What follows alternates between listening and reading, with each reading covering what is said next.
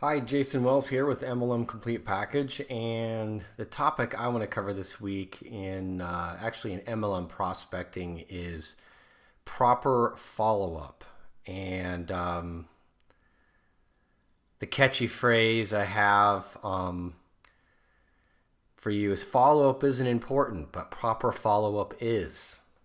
And I will tell you that one of the things that I see a lot in the MLM industry is leaders saying catchy things like the fortunes and the follow-up and cute little phrases like that. And I agree with that. I don't agree with a lot of things that MLM leaders say just because, Chris and I are kind of renegades. If you followed MLM Complete Package at all and you've purchased our Complete Networker course, you know our philosophy. But if you haven't, we're just a bit different in our belief system and how MLM should be built. But I do agree that the fortune is in the follow-up. And, I don't know what causes people to get the follow-up wrong. Well, I do, but I don't know what causes them to make those mistakes. It's just, sales techniques require certain things, and MLM is a bit different. But I think it's something that's missed, and I think people just say generic things like, oh, you just need to follow up. But that doesn't really help people. Like, people need specifics. I'm going to get into that. Now, before I get into this training, I just want to remind you, if this is the first time you're listening, we do a couple of these trainings normally every week, and you can get notified whenever we release them. Depending on how you like to receive it. We've got our YouTube channel. You can subscribe to our podcast.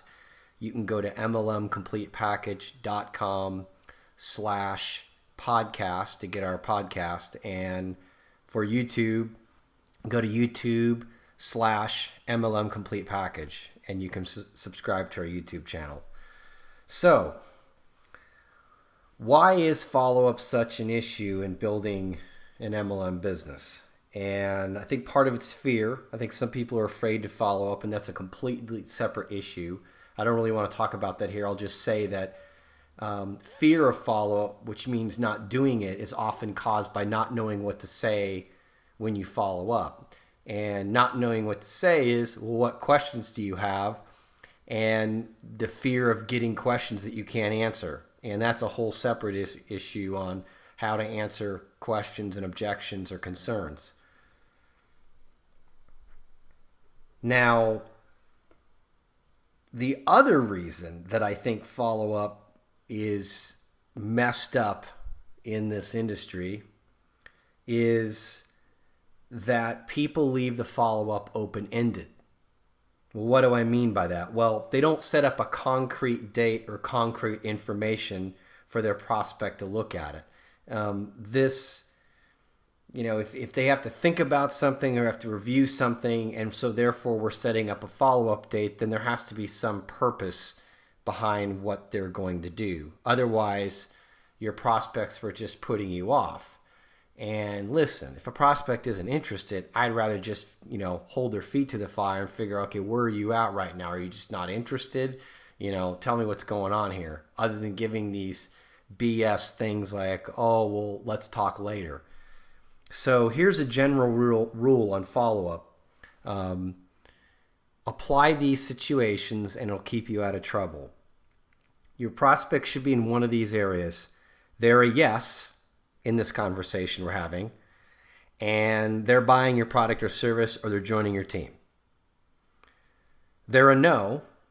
They've considered your information, and you're convinced that there isn't any hidden objections or concerns or questions. Sometimes people say no, or I'm not sure if I'm interested, or I'm not really interested, and that's a whole nother discussion on objection handling. But if you've handled the objections appropriately, you feel pretty confident with our communication training that we have, our communication course, then they're a no, that's fine. Third possibility is they need more information to make a decision. And this is where the follow-up situation comes into play. You should have two things for a valid follow-up. They should be looking at information So maybe more information, or maybe they didn't get a chance to look at all the information you previously gave them when you introduced your product, service, or your business opportunity. And you must have a concrete date on when that meeting's going to happen. So don't leave it dangling out there. Oh, we'll talk sometime next week. When do you think you'll have a chance to look at that information? When can we catch up? Okay, what time's good for you? You need to set a follow-up date. And if people are evasive on that, they're being wishy-washy, and you need to dig down and figure out what's going on there. Maybe they're not interested and they're just putting you off.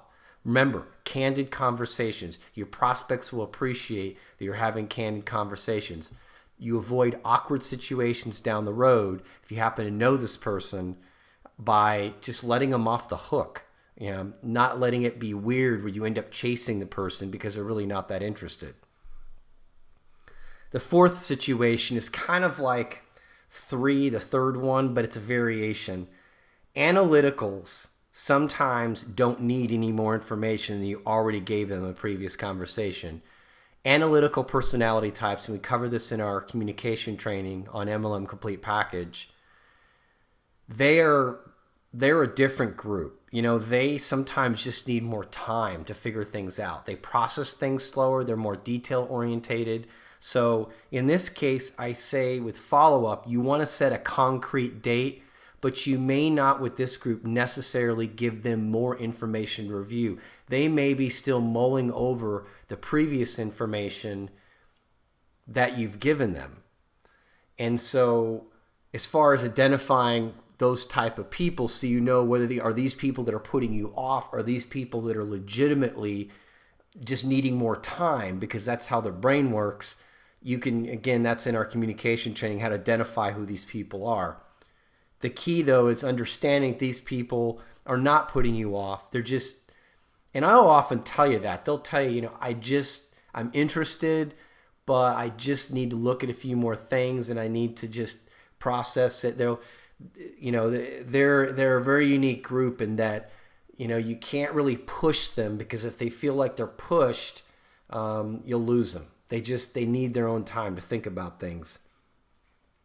I think what happens with follow-up is most people just talk to a prospect. They expect a prospect to follow up with them when they're ready to do something, which never happens. Out of sight, out of mind, as the phrase goes for people. And they think they'll talk it again at some point, which, you're not going to build a strong sales business, whether it be MLM or not, if you have that attitude with your prospects. You got to get a set date, and they should be doing something between those dates, reviewing more information, addressing their questions with links, or if you got something in your company, your product or your service, you're sending them something so you can address some questions. So when you follow up again, you can say, did you have a chance to look at that information? You get the idea. You have to always have that forward date. Or maybe people just think people are magically going to buy from them. I'm kind of joking there, but sometimes I wonder if my own downline, when they break some of these rules, I'm trying to figure out what's going through their mind. And all I can tell you is if you adhere to those 4 principles, you'll keep yourself out of trouble. And you'll often decipher between the people who are interested and the people who really aren't interested. So the fortune really is in the follow-up, and the bottom line is follow-up gets damaged by improper execution. And so I will say, if you have any questions, you can friend me on Facebook. It's facebook.com/Jason, middle initial H, Wells. So Jason H. Wells. And you can ask me any clarifying questions you have on this topic or any other topic that we've covered in our videos or on our website. Have a great week.